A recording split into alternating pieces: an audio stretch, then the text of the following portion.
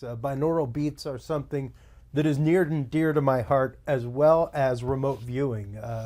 The topic of remote viewing is quite literally one of the things that led me down the road of esoteric research in so many different topics. So it is near and dear to my heart. So we'll be going over a little bit of, we're going to get a little nerdy in the first part of it, and get into some of the science of how binaural beats works, how our brains work, how they are pattern machines, things like that. And then we'll get into how brainwave states affect remote viewing sessions and how we can train our brains to hit target frequencies that are beneficial for those sessions. So let's go ahead and get into it here. Let me bring up my presentation. And it would probably help if I share my screen. Oh, yeah, it might. Okay, there you go. Give me just a second here. I don't know why my buttons Michelle, aren't is working. this being recorded for us to watch back, or do we need to take notes on it? Christy, are you recording it? I am recording from my end, yes. So. Okay. Would you mind if we shared it? Oh, no, absolutely not. Absolutely not. And we'll get into some other stuff that we have for you guys at the end of this, everything else. So, yeah, let's get into it. Binaural beats for remote viewing. When it comes down to it, our brain is really a transducer. There was a great study that came out a few years ago that really dove into this idea of our brain being a biological transducer. A transducer is basically something that can receive data or send data.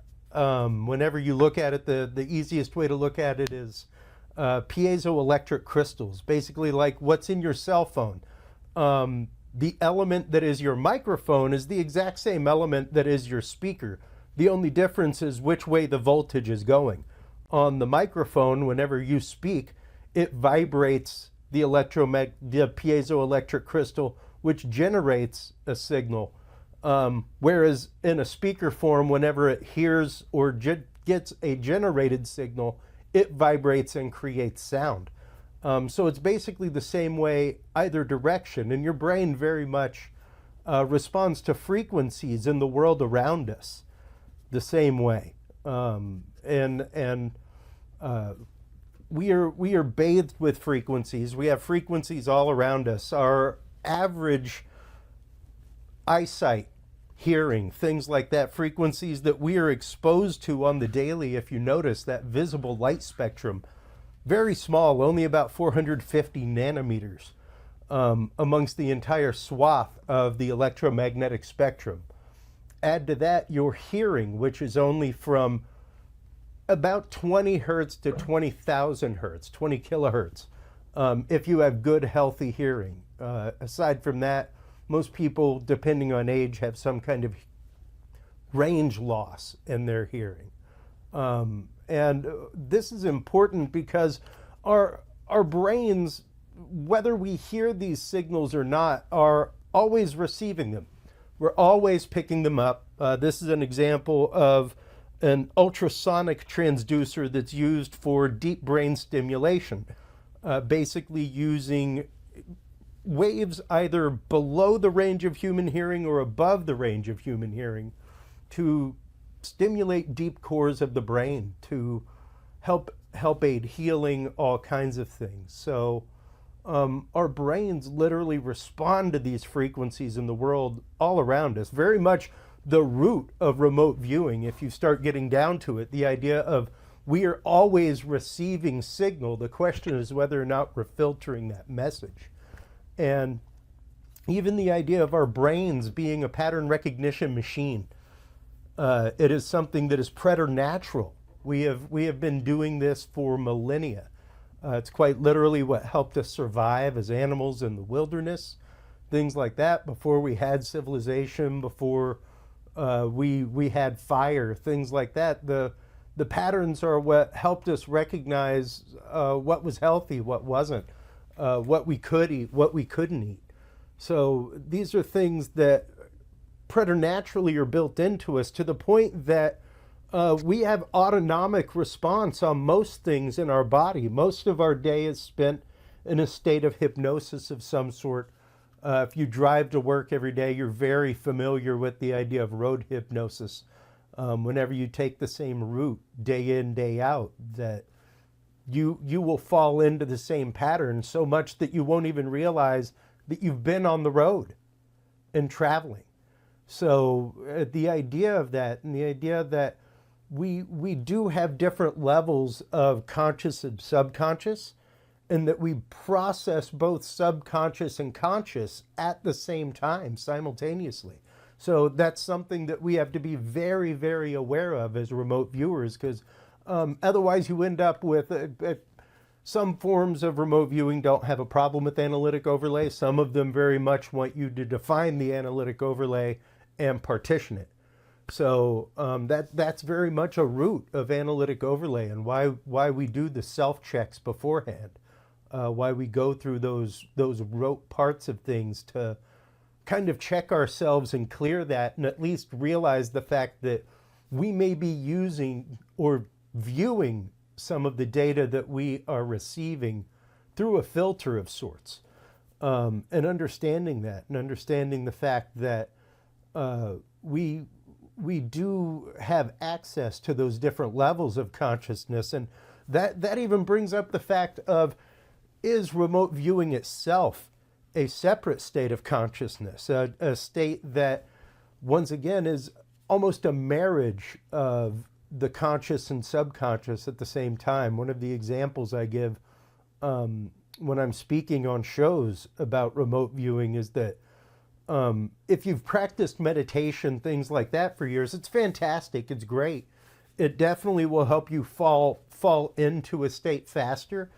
But it's very different than Zen Buddhist meditation or traditional meditation, where you're trying to clear your mind of distractive thought, as opposed to trying to silence the monkey mind with Zen Buddhism. With remote viewing, you're trying to give that monkey a typewriter and let him just go and type and be free. And how do you learn to freely associate that? You know, very, very much in almost an improv comedy way, where what happens, you don't necessarily hold attachment to, you go with it for as long as you need to go with it, and then you move on. So it's a very different way of thinking, and almost akin to the dream state. This is where we're going to start getting into some of the brain function and some of the ways that our brain functions actually help us with remote viewing, because the dream state itself is something that's very fascinating. When you start exploring that, a lot of what happened, because once again, we go through our day autonomically. We may respond to a few things, we may have emotional reactions to a few things, but we do not have time to emotionally process everything that happens to us throughout the day. However, when we're asleep for 8 to 10 hours a night, our brain has plenty of time to process that. Our brain has plenty of time to go through that, to filter that through past experience, to marry that embarrassment that happened with you today to the same embarrassment that happened with you in high school. Things like that. That's where these strange dreams come from. It's our brains literally growing and building these associations, which then become filters through which we see social morals, mores, through which we even view our remote viewing sessions. You know, so we have to be very conscious of our subconscious, and very conscious of the fact that our subconscious can kind of get in the way sometimes, and we have to keep that in check. And even with that in mind, you know, how do you balance those things? How do you bring the left right into sequence, so to speak? Because there is that difference in the brain, of left brain, right brain. You know, the Sperry split, the left brain being analytical, right brain being imaginative, emotional, intuitive. Now, all of these things, even the logic part, things like that can be useful in a remote viewing session. So how do you, especially the logical part of, I shouldn't keep following that rabbit trail. I shouldn't keep going down that rabbit hole. You know, that personal self-check that we sometimes need to happen. And you have to ask, like, how do you marry the two sides of the brain together? How do you get one to be comfortable with the other and to not only lean on the other, but to listen to the other in real time? And that's where we start getting into the binaural beats. That's where we start getting into the idea of, entrainment. There is a principle in physics of entrainment where basically two or more interacting rhythmic systems will influence one another to adopt the same phase. So if you look at this diagram, it's the idea of eventually your brain will begin oscillating with the rhythm that it hears. A great example of this is the pendulum experiment. Here is a video from the UCLA Department of Physics that shows the phenomena of entrainment and the idea that separate systems can influence each other. So you'll see these pendulums start off out of sync, and they'll eventually fall into sync with each other. This is just a phenomenon of physics that happens, and our brains will readily do this same exact thing. A prime example would be even myself and my wife being of pretty disparate height difference, about a foot and a half difference, walking down the hallway on separate gates. Eventually we will fall on left foot and right foot together. You know, you will fall into step and fall out of step. Even the idea of your blinker with the car in front of you falling into step and falling out of step. It's strange how these systems affect each other, even at a distance. So when you start getting into that, when you start getting into the fact that idea of being able to be influenced by a signal around you, by a rhythmic pattern around you, frequency is a great thing. It's fantastic, but we also have to remember that frequency isn't just sound. It isn't just light. It's also frequency of thought, what you're thinking, how you're thinking. That the idea of are you putting something out there before you come to a session? And that's once again one of my favorite things about that self-check is the premonitions. You know, have you had any premonitions about this session before you came to this session? Write them down beforehand. You know, things like that. There are some great, I say it all the time, amongst parapsychological research, I would say that there is more lab-driven data behind remote viewing than anything else because of these protocols that are in place, specifically with controlled remote viewing, what was used in the laboratory, things like that. Now, when it comes to syncing our brain, when it comes to syncing our different sides of our brain and learning to train our brain, that is once again where binaural beats comes into play. And really, if you've ever experienced singing bowls, where I started with my music was very much in frequency therapy. So not necessarily binaural beats, but using pure tones, things like singing bowls, pure tone frequencies, sound baths, tuning forks, things like that. You will find these at many holistic markets, things like that, practitioners of this. And it's absolutely sound, no doubt. It is completely sound. Yes, when you are exposed to a singing bowl, your body and your brain will vibrate sympathetically with that frequency. However, there's a difference between that and binaural beats, and that's the fact of while, once again, frequency therapy is like taking your brain to the spa. Binaural beats is literally like taking your brain to the gym.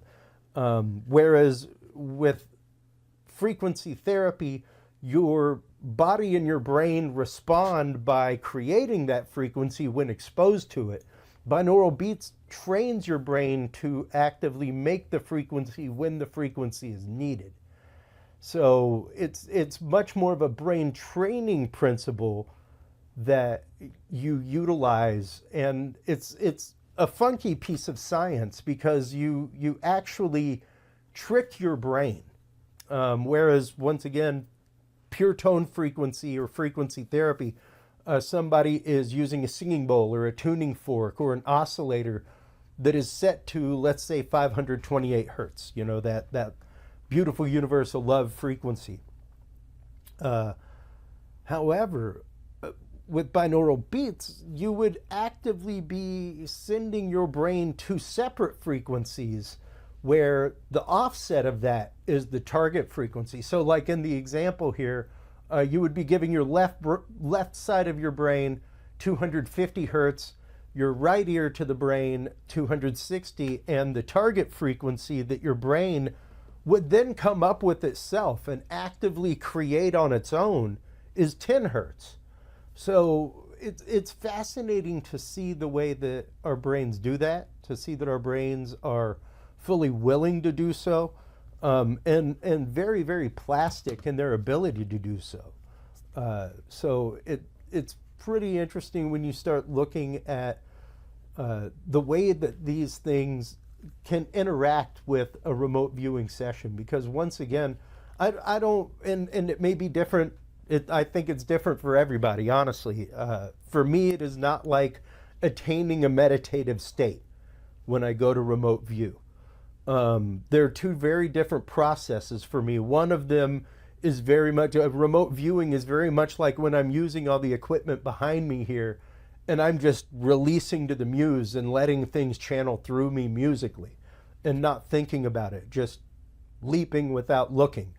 That is how I akin remote viewing in my mind.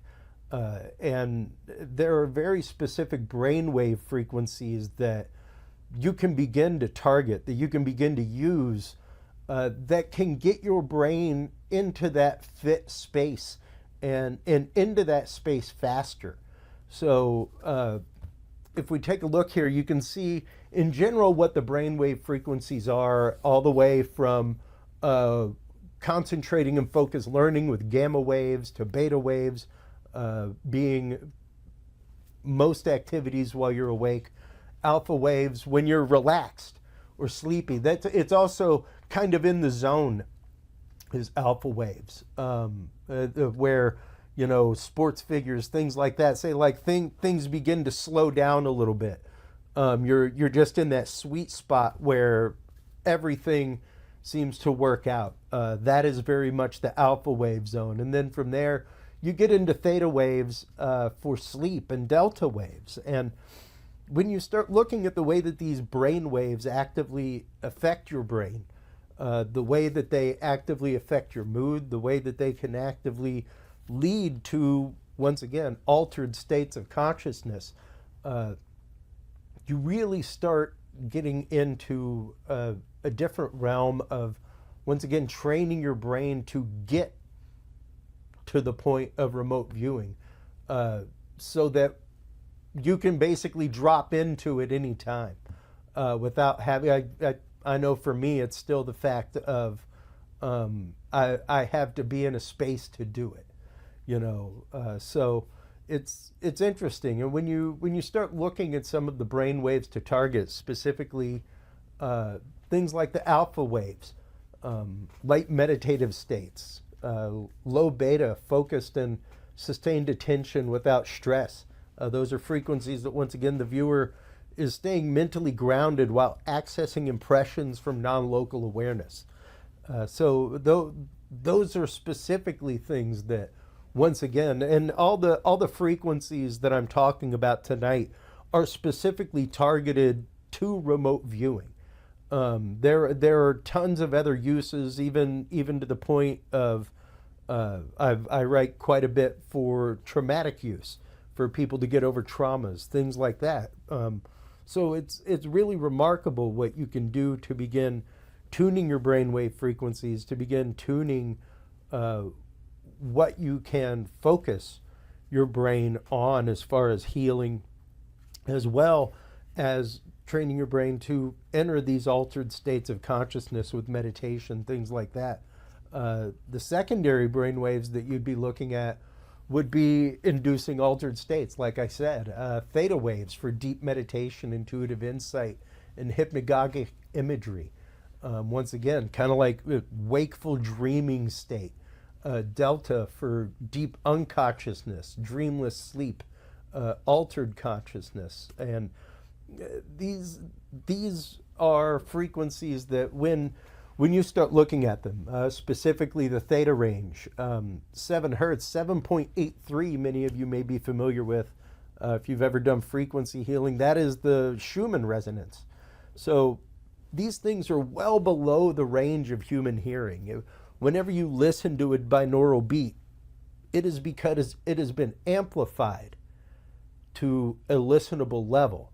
If you put that at a normal range of just like audio mixing and software, you do not hear that sound. It is very, very low. And then in addition to that, you have the carrier wave that you're using. I personally use 20 hertz. There's a lot of people that use different higher carrier waves, lower carrier waves. That's basically what frequency you're getting your brain to turn on to before it starts going into work. There's a lot of frequency math that goes into binaural beats, and it's absolutely awesome once you get into it, and you really do get to break things down into how your brain reacts to the world around you and how you can prepare your brain to handle situations. The next range of frequencies there that we would be talking about would be 10 hertz, and that kind of begins our frequency progression. There is actively a track that I have given access to Michelle to give to all of you who are attending tonight. My next album was actively focused on remote viewing. So it was awesome that I was asked to do this. I'm in the final throes of mixing it and prepping it right now, but you guys will be getting early access to that track, which is 1 hour long. It's there. You can use it during session. You can use it before session. Doesn't really matter, but this is basically the breakdown of this album right here, to be able to follow these kind of frequency ranges, to begin at a relaxed awareness level and then move into things like intuitive access and deeper subconscious connection, and then return to the world of active awareness, things like that.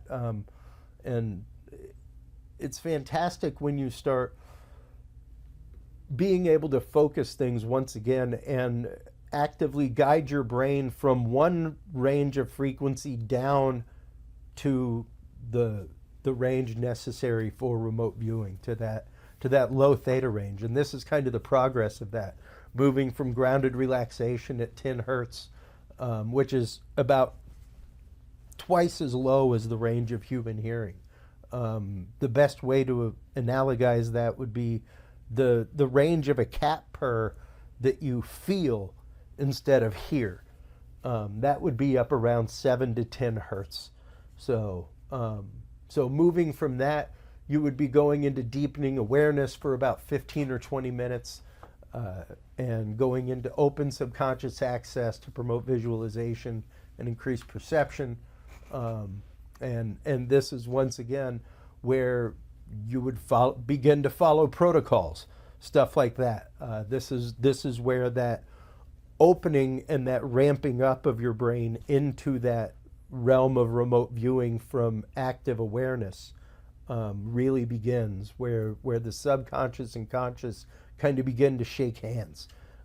So from there we move into deep subconscious connection with access to deep intuitive knowing, and then letting impressions surface without expectation. And once again, these are frequencies that are specifically targeted to the realm of remote viewing and for the purpose of remote viewing. So, and then the last part, reintegrating and clarity, and that's basically coming back. No different than wrapping your session, doing a good wrap up, doing a good summary, things like that. This is the time that you would sketch data, all that kind of good stuff. So the album is really crafted to take you through an entire remote viewing session. And if you're not familiar with binaural beats, you can find them pretty regularly. You can find them all over YouTube, things like that. Now, at one point, of course, I'm sure most of you are familiar with the work of the Monroe Institute. That is where I first ran across binaural beats and actively, oh, there it is. There's my friend. I still have it. When I first found it, I had the Voyager XL, which was a tiny little device that came with this pair of glasses that you wore that had lights inside of it that synced up with the binaural beats, and you would go through sessions. It had tapes that you could purchase where it was like, oh, stop smoking in 30 minutes a day, things like that, with a binaural beat program to help reinforce that. That was available at Sharper Image in like the 90s, something like that. And that was where I first found out about it, was my research into that and finding the Monroe Institute. And it is phenomenal to see where the world of remote view, or not remote viewing, but where the world of binaural beats has come since then. It is amazing to see how much there is out there, how much data there is out there, and especially how much people like the Monroe Institute are starting to do studies involving binaural beats as well as just brain waves. There is a large movement right now of people tracking their brain waves during remote viewing sessions, and I have even posited the idea of tracking, especially if you have a distance monitor, to track the brain waves of both of you via distance to see if perhaps you're tapping into your brain waves of your monitor, something like that. So it's very interesting when you start looking at the applications of brainwaves and what we can do with them and how we can literally hijack our body system that is there, and use it for the better, use it for the good, and actively help our brains help us as we do our job, as we do our research, as we go through these different things. And if you're listening to binaural beats, if you're doing that kind of stuff, some of your tips would be use high quality headphones. If you look on your actual headphones, you'll see a rating there, and that rating will tell you it should say 20 hertz to 20,000 hertz, 20 kilohertz, KHZ is the initial for that. And if it doesn't say that, I would not recommend buying them for binaural beats. You'll always get some ranges below and above, but they'll never technically say that, because then they have to be able to prove that. But a good set of headphones is highly optimal. Speakers isn't necessarily the best, because you may be, quote, off phase. You might be further away from one speaker than the other, which can affect the phasing of the signal. Listen in a quiet, low light environment. Avoid caffeine. Imagine that. Don't load up on caffeine before you're trying to relax your brain and get into a mode, It's pretty common sense, but when you think about it, it's something that we don't necessarily consider. Even musicians going into the studio frequently don't consider, like, hey, maybe I shouldn't have had that latte this afternoon before I stepped into the studio to sing. So we have to consider the fact of putting our brain in the proper place, giving it the proper start to begin with, which, if you're trying to relax and get into a zone, having a jumpy cup of coffee or tea, something like that, probably is not your best idea. And you know, optionally there, use white noise or pink noise. It's not for everybody. My binaural beat tracks that I make actively have like meditation music over it. The track that I made for this has like Indian tempura with some very light drums, things like that. I tend to move towards that kind of stuff. I can handle white noise, pink noise. Not everybody can. Then again, not everybody can handle the sound of crickets for 30 minutes or an hour. You know, so it's interesting. And even the idea of binaural beats. Whenever I've spoken with Scott Taylor, we're both musicians. We both work in binaural beats, and we've both had the conversation of like, have you had those people that binaural beats just the way it's been described to me is it's not that it doesn't work, it's that it feels like a wet willy going on in my brain. And it's an anomaly with some people where the brain creating the frequency on its own is just too much. It's just too much, and that's okay if you are one of those. It's not a common anomaly, but it is something that exists. So if you're beginning your work with binaural beats, things like that, and you start noticing that, know that you're in fellow company with other people. You are not a strange anomaly, and there is nothing wrong with you. So, yeah, as Michelle mentioned earlier, I have tons of binaural beat music. You can find all of my music. This album, once again, has yet to be released. It will be released here in the next couple weeks. But Music for Meditation and Cosmic Journeys is one that I recommend a lot for people that do remote viewing, people that do transcendental meditation, out-of-body experience meditation, things like that, astral projection. Many of the tracks are specifically tuned to that. My album Puer ad Somnum there is one that is made for children and made for people like me who have ADHD brain and do not know how to slow down. And then the middle one there, Pranothana, is an album that is specifically for chakral meditation. And then the Targeted Mind series, which is where this one comes from. The first one there was specifically made for targeted individuals, for them to help release their trauma. The second one is specifically targeted for experiencers of the third and fourth kind of UFO, UAP, people who have been in proximity or taken aboard or abducted by aliens, for them to be able to retie to Earth frequency, things like that. So once again, the applications of binaural beats and their therapeutic use are huge. They're amazing. They're awesome. I'm a huge proponent of it. I would honestly say one of my biggest compliments is that my son watches my chakra meditation videos every single night.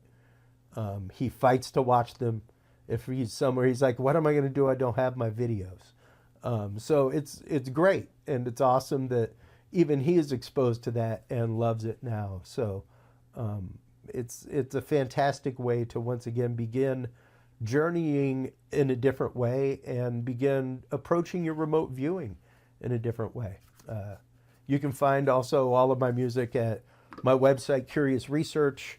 That is, once again, as Michelle said, I have written the first of its kind data log for researchers of the paranormal, cryptozoology, UFO, UAP. You can buy the log right there. It's also, I'll be coming up with one very soon specifically for remote viewing as well, to go along with the album. So, but you can find all of that at curiousresearch.org.